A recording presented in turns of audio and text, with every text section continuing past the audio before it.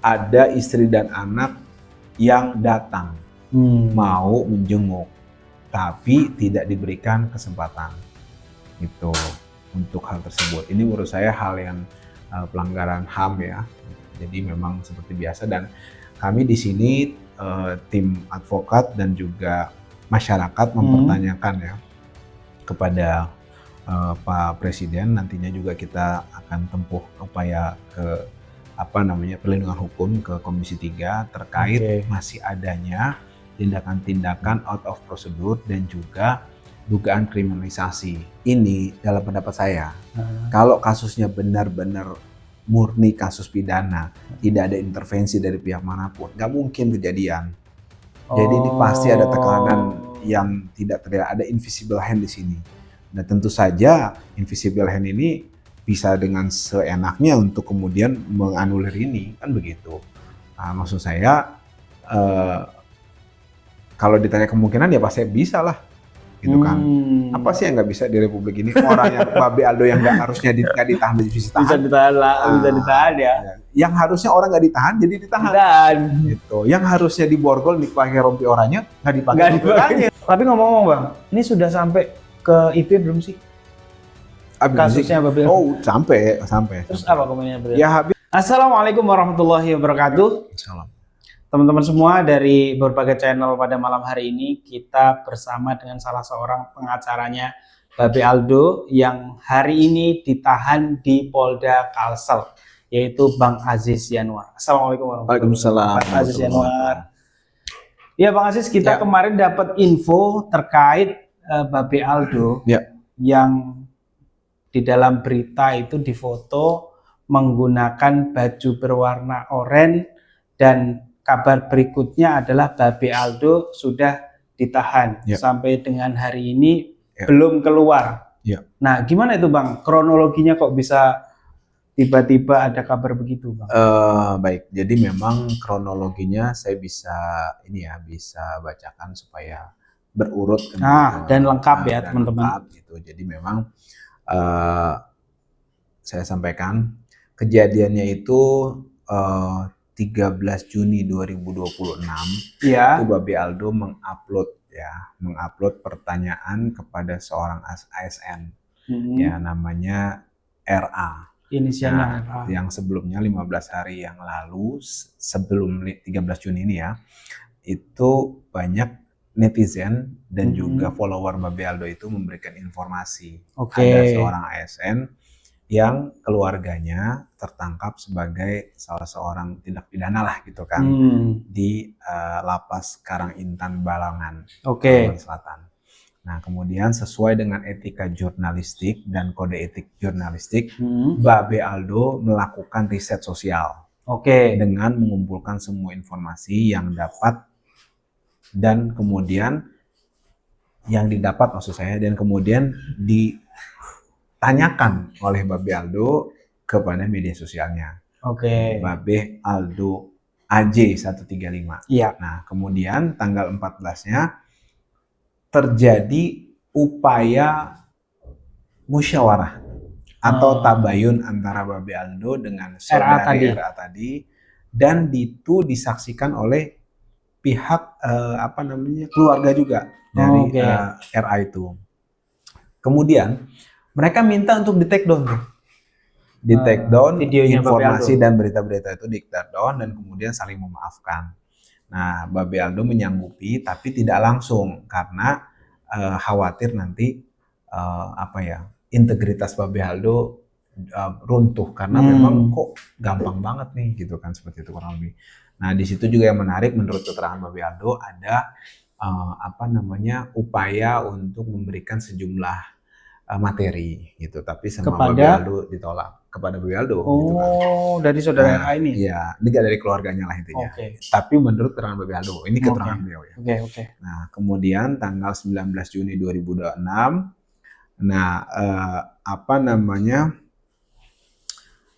tadi ASN tadi itu melaporkan Babe Aldo dengan nomor LP B97-6 Romawi-2026-SPKT Polda Kalsel. Meskipun Kalau 19 ke 14 berarti 5 hari ya. 5 hari. 5 hari sebelumnya tuh sudah ada upaya tabayun dan juga Perdamaian. saling memaafkan. Oke. Begitu. Nah kemudian prosesnya juga lumayan cepat. Jadi kalau dari sisi profesional bagus, asalkan profesionalnya ini adil, semua begitu gitu. Ini cepat, jadi 23 Juni 2026 ada undangan klarifikasi. Nah, dikirim ke Surabaya. Dan Babe Aldo meskipun di Surabaya karena sedang menemani ibunya yang lagi sakit, nah tetap kemudian datang. Kemudian bukan datang maksudnya, sanggup untuk memenuhi. Nah, kemudian tanggal 29 Juni 2026 ada penyidik datang ke Surabaya. Babe Aldo menunjukkan bagaimana konten tersebut adalah bagian dari investigasi jurnalistik dan juga udah ada tabayun, serta memperlihatkan identitas pers dan surat tugas sebagai jurnalis. Dan itu dicatat klarifikasi itu oleh pihak penyidik waktu itu. Nah kemudian dari tanggal 23, 7 hari kemudian, 7 atau 8 ya, tanggal 1 Juli 2026, ada dari lidik itu naik ke sidik. Nah, tetap naik gitu, naik ke sidik, dimulainya proses pro justisia gitu. Tanggal 3 Juli 2026 surat panggilan saksi keluar pertama. Tapi karena Babe Aldo sedang di luar Banjarmasin, kemudian tidak dapat memenuhi, diundur ke tanggal 22. Pemberitahuan ini dikirimkan resmi. Kemudian tanggal 10 Juli 2026 permohonan Babe Aldo disetujui, panggilan kedua diterbitkan tanggal 22 Juli. Lalu Babe diskusi dengan beberapa rekan, termasuk saya. Nah kemudian tanggal 22 Juli itu datanglah Babe Aldo bersama tim pengacaranya yang memang dari Banjarmasin ada di situ.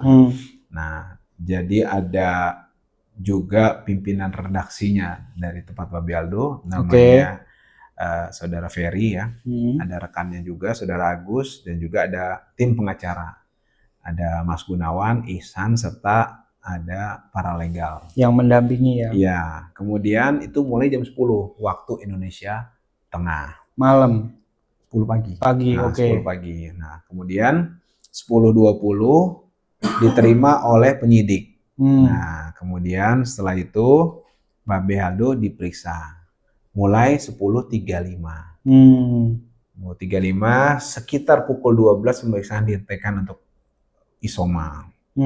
Kemudian cuma 10 menit, 12.10 pemeriksaan kembali dilanjutkan. Kemudian pukul 14 kuasa hukum yang mendampingi mengajukan permohonan supaya ya beberapa saksi diperiksa. Oke, gitu. Selain Babe Aldo. Iya. Nah, kemudian sekitar pukul 15 pemeriksaan Babe Aldo dihentikan untuk isoma juga. Kemudian Babe Aldo 19.30 masih sebagai saksi nih. Nah, lanjut 18.20 sholat, pemeriksaan dihentikan. Sesaat setelah selesai sholat, Babe Aldo menyatakan ke tim yang dia merasa kayak ini akan dipaksakan dan untuk ditahan. Sudah ada semacam gelagat ya. Ya, gelagat-gelagat, dan itu diberitahukan kepada tim yang nggak ikut mendampingi. Gitu kan, informasi itu juga saya dapat juga. Kemudian sekitar pukul 19.00 waktu Indonesia Tengah, Babe Aldo langsung ditetapkan sebagai tersangka. Oke. Berarti ada gelar perkara yang terjadi dalam rangkaian tadi itu. Gitu. Kemudian pendamping hukum menanyakan kan, kapan tim advokat yang di sana itu menanyakan kapan gelar perkara dimulai. Siapa ahlinya, BAP gelar perkaranya kan harus sesuai KUHP. Betul.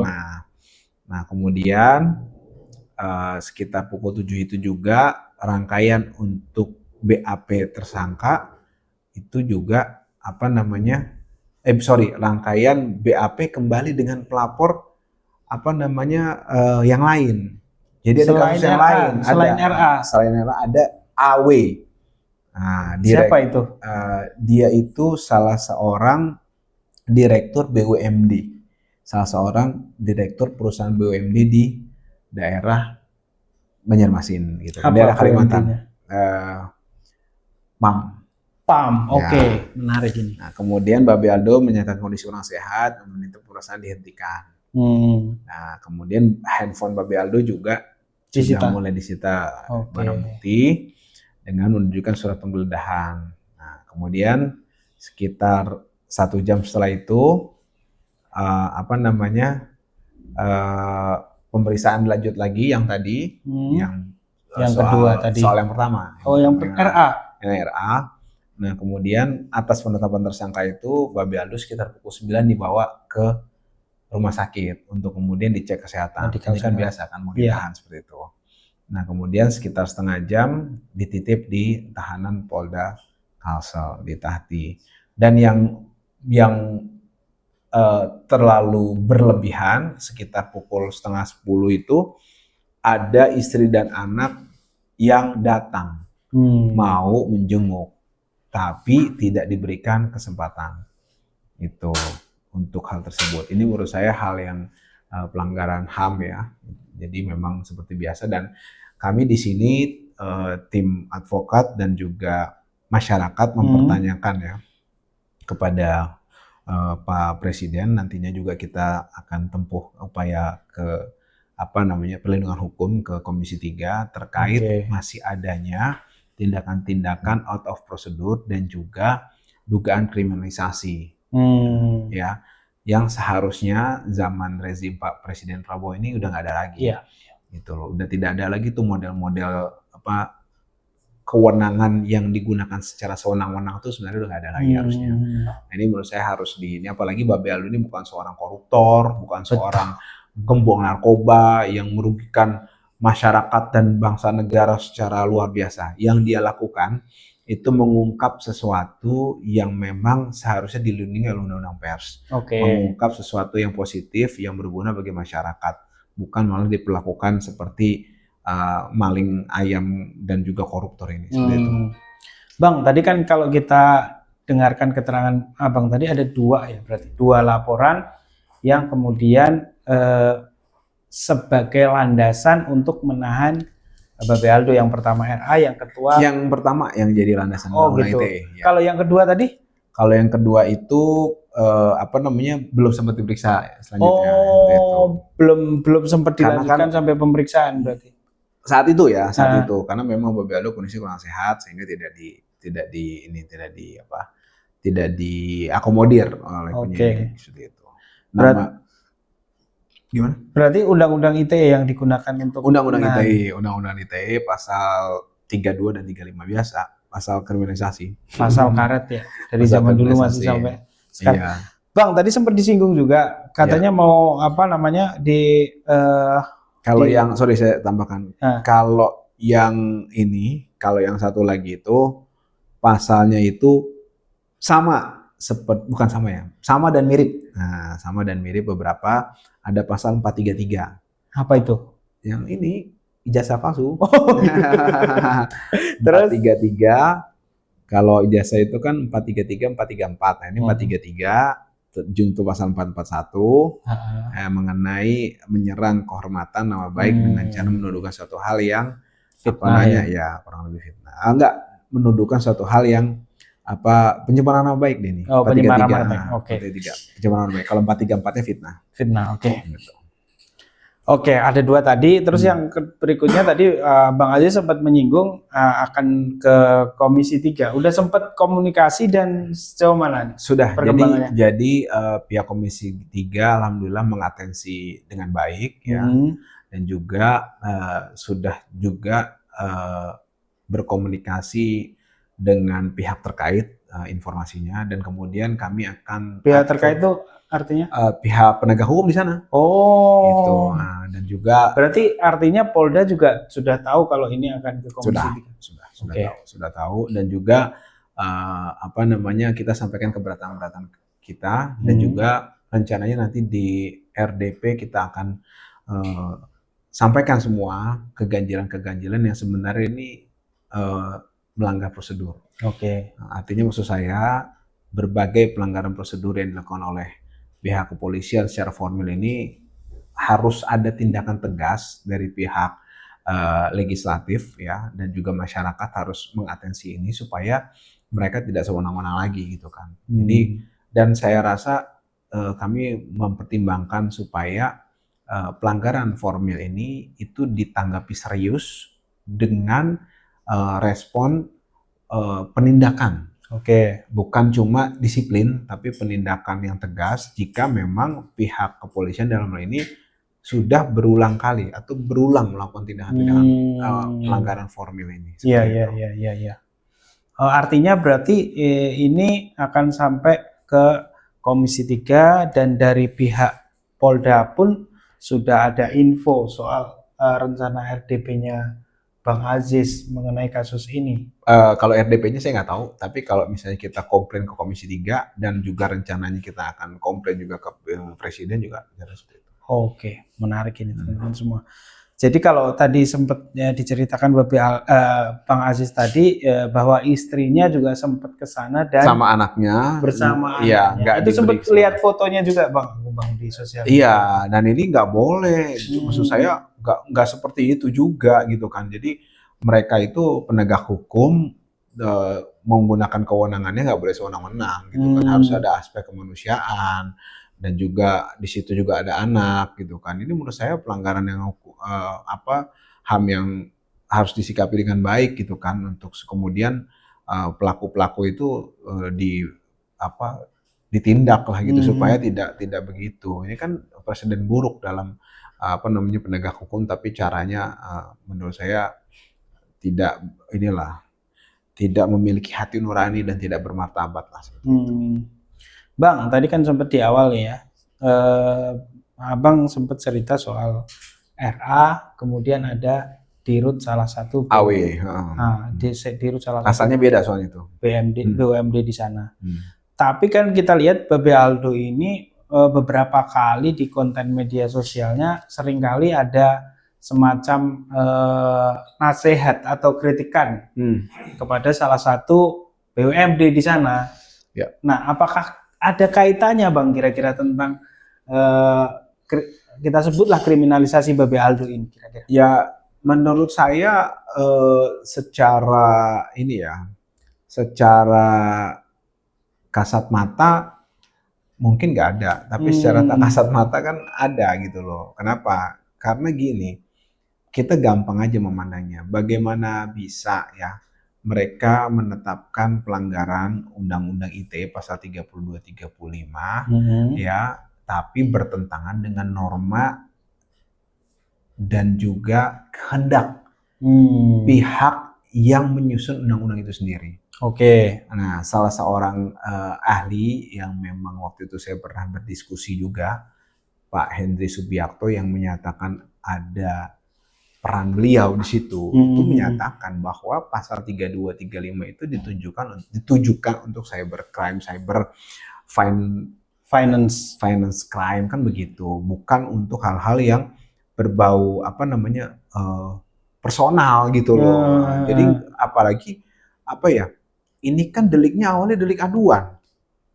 Delik aduan itu ya tidak bisa digabungkan atau bahkan berganti jadi delik umum gitu loh. Yang dimaksud itu kan di pasal itu kan mengubah, manipulasi, menciptakan ya produk dokumen elektronik yang kemudian dianggap seolah-olah itu asli. Maksudnya kan sebenarnya gini. Ketika kita tuh ada transaksi elektronik menggunakan bukti transfer, kemudian kita menyatakan kita sudah mengirim uangnya. Kemudian kita edit itu. Iya.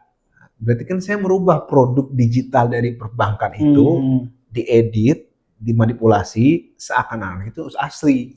Itu saya kirim ke Mas Arif misalnya, terus Mas Arif mengirim barang, padahal itu bohong, belum dibayar. Iya. Saya manipulasi bukti itu. Itu maksudnya pasal 32-35. Yang membedakan 32 itu ada pemilik, saya lupa, 32 itu ada pemiliknya, 35 itu milik publik gitu loh. Nah, jadi bukan kemudian saya edit fotonya Mas Arif, kemudian saya ini loh lucu ya, begitu kan? Nggak terima lapor, saya dikenain pasal 3235, itu namanya penegak hukum dalam hal ini kepolisian bikin norma baru. Oke. Nggak boleh dia begitu mentafsirkan di luar kehendak dari pembuat undang-undang gitu loh. Membuat undang-undang itu kan DPR beserta dengan para ahli ya, kemudian memformulasikan itu dengan norma-norma tadi itu. Ada syarat-syaratnya gitu loh. Nah, menurut saya itu harus diperhatikan gitu. Nggak bisa mereka kemudian menafsirkan sesukanya. Yang tadi saya katakan, nah kalau begitu ceritanya menyimpang dong undang-undang ITE itu dari memang maksudnya.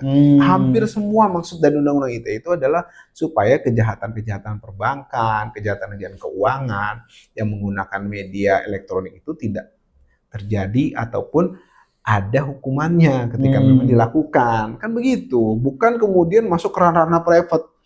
Karena gini, kenapa itu hukumannya tinggi-tinggi dan bisa ditahan? Karena itu kan dampaknya meluas, menimbulkan kerugian-kerugian yang memang dimanfaatkan secara material gitu loh. Bukan saya jelek-jelekin Mas Arief, bukannya saya edit kemudian dipakai undang-undang itu. Gila menurut saya itu orang-orang yang menggunakan undang-undang secara serampangan gitu. Seperti itu. Tapi tetap masuk aja dan malah jadi delik umum. Secara huruf memang masuk, secara kata per kata masuk itu. Saya kasih tahu, kalau begitu ceritanya, ya semua acara di televisi yang kemarin bahas soal ijazah palsu masuk itu. Betul. Karena di situ kan ada dokumen punya Dian Sandi, di sebelahnya ditempelin gambar Rosario, di sebelahnya ditempelin Dr. Tifa, di sebelahnya ditempelin gambar siapa? Gambar Bang Rispor siapalah gitu misalnya. Mereka memodifikasi kan dokumen yang itu kan. Nah, kemudian siapapun bisa lapor itu. Betul. Bisa kalau misalnya yang merasa ya. Enggak, kalau pasal 32 kalau itu miliknya milik orang yang mengupload itu bisa lapor. Atau sebaliknya saya lupa, atau yang 35 gitu kan. Nah, kalau yang satu milik publik. Nah, yang milik publik itu semua bisa lapor dong berarti. Kalau memang digunakan secara serampangan. Tapi kan nggak bisa begitu. Dan juga jangan lupa Babe Aldo di sini menjalankan perannya dia sebagai insan pers. Nah, artinya ada lex derogat speciali kan dari undang-undang pers. Lagi-lagi ketentuan atau norma tadi ditabrak juga oleh polisi maunya seenaknya gitu. Itu yang kita protes keras kepada pihak DPR supaya menindak nih. Sebagai wakil rakyat ini harus ditindak nih penegak hukum yang serampangan begini. Menarik ya. Tapi ngomong-ngomong Bang, ini sudah sampai ke IP belum sih? Kasusnya Habib? Oh, sampai. Terus apa komennya? Ya Habib memerintahkan untuk diambil langkah-langkah apapun yang diperlukan untuk kemudian membebaskan Babe Aldo dari upaya kriminalisasi pihak-pihak yang memang berniat jahat untuk hal tersebut. Seperti itu. Oke, ada pesan khusus nggak? Kan biasanya ada timnya, terus siapa yang ditunjuk PJ-nya, ada nggak kayak gitu dari IB? Ya Habib menunjuk advokat dari Persaudaraan Islam untuk membantu maksimal. Oke, nggak ada pesan khusus nih, harus ada gerakan ke sana gitu, nggak ada Bang? Kita kan menghormati proses yang memang secara administrasi terjadi dulu. Seperti tadi kita sudah memaksimalkan untuk ada RDP atau audiensi dengan Komisi 3 gitu kan, supaya hal ini nih bukan cuma Babe Aldo seorang. Kemudian insan-insan pers harus dilindungi, kebebasan berpendapat juga harus dilindungi, penggunaan undang-undang ITE juga harus sesuai dengan norma yang dimaksud, bukan serampangan undang-undang dipakai untuk mengantisipasi dan untuk menindak tindakan pelanggaran hukum yang menggunakan dokumentasi elektronik untuk tindak pidana gitu kan, ekonomi gitu kan maksudnya kan. Nah, ini malah digunakan untuk yang hal-hal remeh-temeh seperti ngedit foto dilaporkan. Ini konyol menurut saya. Ini sama aja menggunakan menggunakan drone yang jangkauannya berapa ribu kilometer untuk nangkapin ikan. Jadi kita nangkap ikan tuh pakai drone gitu kan. Pakai sesuatu yang lebih menurut saya remeh banget gitu loh, dan terlalu konyol menurut saya kalau misalnya kita mau bedah lebih lanjut ini gitu. kan. Nangkap ikan ya seyogyanya, pakai anjing, Pancing, pakai joran, serokan, iya, jangan pakai drone yang harusnya dipakai buat perang gitu kan, yang buat nyerang ke pangkalan militer Amerika gitu kan, dipakai buat ini, konyol, salah penggunaan gitu kan. Bang, ini kan sudah sampai, ini agak lompat sedikit nggak apa ya? Ini kan sudah sampai pada tahap penahanan. Artinya masih ada memungkinkan nggak Bang? Kan ada juga petisi untuk mengeluarkan Babe Aldo lah dari situ, kan udah ditandatangani. 250 lebih tokoh kalau tidak salah ya, yang beredar juga di media sosial. Nah, kira-kira masih ada peluang untuk dibebaskan dari tahanan atau nanti sampai pada persidangan nih Bang, kalau melihat kasusnya? Ini dalam pendapat saya, kalau kasusnya benar-benar murni kasus pidana, tidak ada intervensi dari pihak manapun, nggak mungkin kejadian. Jadi ini pasti ada tekanan yang tidak terlihat, ada invisible hand di sini. Dan tentu saja invisible hand ini bisa dengan seenaknya untuk kemudian menganulir ini, kan begitu. Maksud saya, kalau ditanya kemungkinan ya pasti bisa lah, gitu kan. Apa sih yang nggak bisa di Republik ini? Orang yang Babe Aldo yang nggak harusnya nggak ditahan jadi bisa ditahan. Bisa ditahan ya. Yang harusnya orang nggak ditahan jadi ditahan.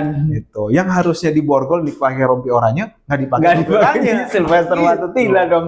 Sylvester Matutina. Yang harus ditangkap nggak ditangkap kan begitu kan. Iya. Yang harusnya kemarin diborgol sama dipakai rompi nggak dipakai.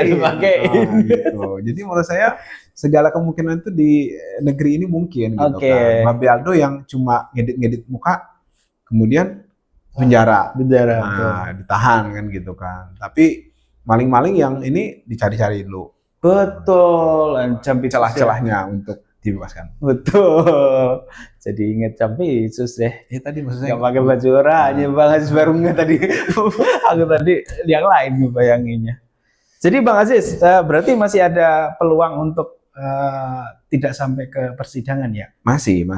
Dan upaya secara formal kan ada pra peradilan. Gitu Iya. Berapa kali pra peradilannya? Udah jangan ke situ deh Bang. Ya, jadi Bang Aziz ada rencana ke sana? Pendampingan kayak atau? Ya insya Allah tunggu arahan dari beberapa tokoh dan juga tuan-tuan guru yang memang nanti ini. Tapi kan yang penting nanti tujuannya kan upaya ini dihentikan, Babe Aldo bisa bebas. Itu dulu yang pertama. Kemudian kasusnya ini tidak dilanjutkan karena memang nggak perlu juga sih menurut saya. Karena bukan pada tempatnya juga.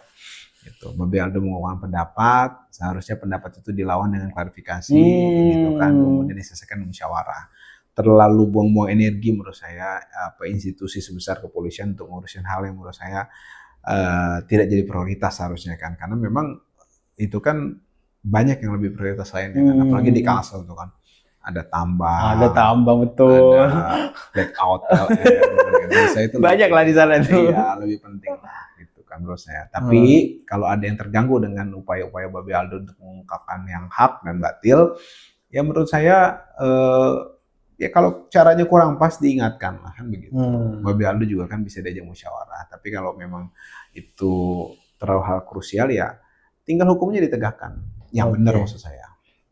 Tapi Bang, semisal ini sampai pada tingkat persidangan, apa dampaknya Bang kira-kira ke depannya? Ya dampaknya ini akan jadi presiden buruk dalam penegakan hukum di Republik ini ketika insan pers, insan masyarakat yang memang peduli dengan kemaslahatan umat di sana, karena satu dan lain hal dia kemudian melakukan sesuatu edit-editan foto atau tindakan-tindakan yang memang seharusnya tidak sampai ranah pidana, dengan mudahnya dipidana. Jadi kan membahayakan.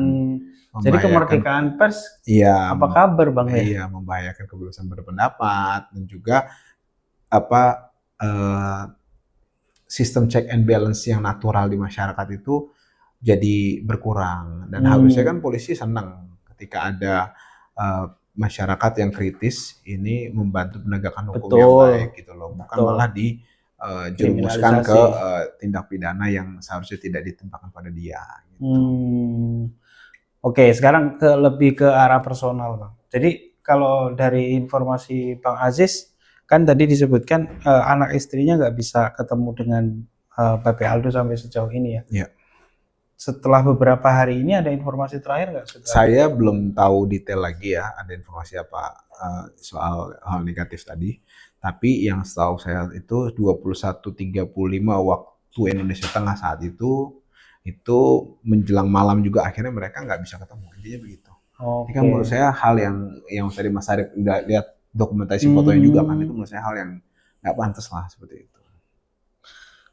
Ini terakhir nih Bang, kalau sebenarnya secara prosedur hukum tadi Abang sudah jelaskan kalau ini sebenarnya tidak seharusnya undang-undang ini ditetapkan kepada Babe Aldo, diterapkan kepada Babe Aldo.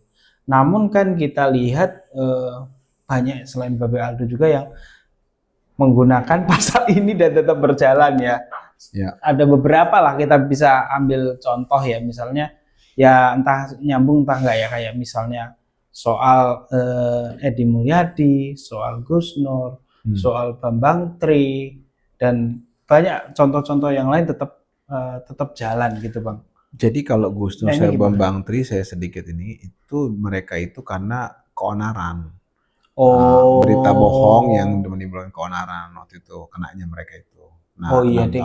Si Bang Edi juga keonaran juga sih. Iya, jadi sebenarnya ini sebenarnya menurut saya penggunaan pasal 3235 ini, seingat saya untuk kasus-kasus high profile itu dimulai dari kasus ijazah palsu. Itu digunakan sehingga mereka pihak penyidik ini kebiasaan mentransformasikan hal yang nggak benar ini sehingga jadi biasa gitu loh. Itu menurut saya hal yang harus dihentikan lah. Ini salah satu bahan kita juga. Kalau perlu nanti kita judicial review tuh undang-undang itu. Nah itu dia Bang. Tapi gini, problemnya Mas Arif, bukan di undang-undangnya sebenarnya, karena udah jelas sih penegakan hukumnya ya berarti. Menurut saya penegakan keliru, dia normanya itu salah gitu loh menerapkannya. Maksudnya undang-undang itu bukan seperti itu. Kan itu cerita. Kalau begini apa iya undang-undang itu diciptakan untuk ini? Pasal itu 3235. Kan enggak. Ada unsur penipuan tadi di situ kan. Ada unsur penipuan, kerugian materi, bukan karena like and dislike kemudian orang kemudian dengan gampangnya dipidana menggunakan hal yang tidak seharusnya tadi. Yes. Ada undang-undang ITE memang untuk hal tersebut, ada. Pasal 27. Hukumannya nggak berat karena itu kan personal. Oke, kalau gitu Babe Aldo tadi ancaman pidananya berapa Bang kalau dengan menggunakan undang-undang 3235 itu ancamannya ada 5 tahun. Bisa ditahan gitu loh. Makanya Babe Aldo ditahan karena itu kebiasaan mereka. Jadi case building itu menurut saya hal yang harus dihentikan ya dalam pola penyelidikan dan penyidikan pihak kepolisian itu. Jadi harusnya kan kalau kita menyelesaikan sebuah perkara itu kan ini ada perkara. Materinya apa, kita terapkan pasal apa. Yang benar kan begitu. Itu namanya law and order. Tapi kalau ini ada orang nih, gimana cara kita penjarain dia ya? Itu udah ada maestro aja itu Bang. Iya, gimana cara kita penjarain dia? Dia kemarin ngupload ini. Cari pasalnya. Dia menghina saya ini Pak. Muka saya diedit. Tapi nggak bisa ditahan. Coba cari pasal yang bisa ditahan. Itu namanya law by order. Jadi law karena ada yang order. Nah, itu namanya case building dan itu menurut saya nggak bisa menegakkan. Rusak dong Bang kalau kayak gitu cara menegakkan. Ya memang. Karena memang mungkin mereka masuknya juga udah rusak. Gitu.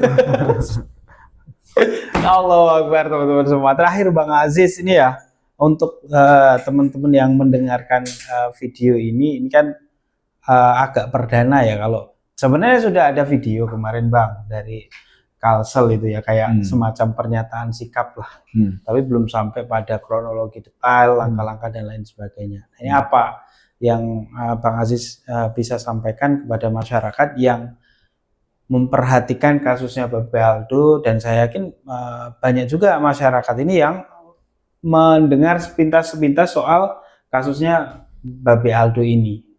Ya, jadi masyarakat ini harus kritis dan juga melakukan segala daya upaya untuk kemudian melawan segala upaya penegakan hukum yang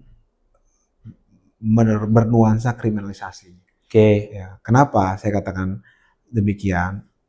Contohnya seperti ini, Babe Aldo mengedit foto, ya, mengupload foto, mengadakan sedikit perubahan, tapi dipidana sedemikian rupa dengan tindak pidana yang seharusnya digunakan untuk orang-orang yang kejahatan perbankan, penipuan-penipuan yang kelas berat seperti itu kan, yang memang menimbulkan dampak luar biasa dari sisi materi. Nah, kalau seorang Babe Aldo bisa kena, kita semua nih apa kabar? Jadi maksud saya, jangan dikira kalau Babe Aldo yang kena kita nggak punya potensi kena. Nah, makanya hal-hal ini nggak boleh. Dan yang namanya ketidakadilan itu menurut saya harus tetap dilawan. Gitu. Jadi jika kalian bergetar atas ketidakadilan yang terjadi, kalian teman saya. Terima kasih Pak Susi Anwar. Terima kasih teman-teman yang sudah menonton. Wassalamualaikum warahmatullahi wabarakatuh. Waalaikumsalam. Thank you, Pak. Asal titipan.